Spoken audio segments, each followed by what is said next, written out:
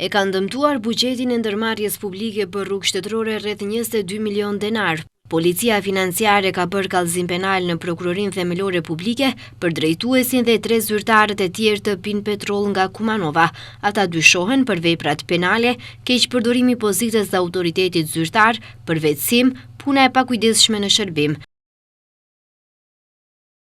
I dyshuari i parë me inicialet të DP në cilësinë e drejtuesit të PIN Petrol Kumanov, edhe pse ka qenë i vetëdijshëm se nga ana e subjektit juridik e PIN Petrol nuk bëhet pagesë permanente dhe e rregullt e mjeteve financiare të kompensimit për rrugë publike të ndërmarrjes publike për rrugë shtetërore, e ka keqpërdorur pozitën dhe autoritetin zyrtar dhe përmes një marrëveshje për pagesën e kompensimit për përdorimin e rrugëve shtetërore, taksë rrugore, për të cilën paraprakisht një person juridik nga PIN Petrol ka marrë autorizim nga MPB për të bërë kontroll teknik të veturave, në mënyrë që në kundërshtim me detyrimet nga marrëveshja, nuk ka kryer kontroll dhe nuk ka ndërmarrë asnjë masë dhe veprim për pagesën faktike ndaj ndërmarrjes publike për periudhën prej 1 gusht 2019 deri më 30 shtator 2024.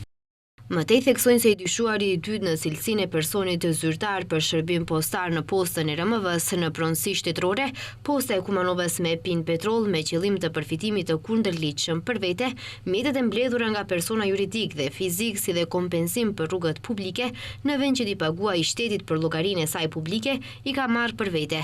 Për informacionet e plasuara në disa mediume se është arrestuar kushërira e ish-ministrit të brendshëm Oliver Spasovskit, e përfshirë në këtë rast, reagojnë nga kompania PIN Petrol, thonë se përgjegjësia duhet të kërkohet tek SHA Posta e Maqedonisë. Ne si subjekti juridik kemi bërë marrëveshje me SHA Posta e Maqedonisë, në të cilën personi dyshuar Gabriela Krstevska ka punuar. Si kompani, i dënojmë fuqishëm këto informacione në disa media, për çfarë do lidhe me të dyshuarën, dhe informacionet të kërkohen tek SHA Posta e Maqedonisë. Të gjitha dokumentacionet e lidhur me subjektin ton juridik i janë dhënë organeve kompetente. Mediat raportuan se policia e ka arrestuar të dyshuarin e dytë për këtë rast dhe ka mbastisur kompaninë PIN Petrol nga Kumanova.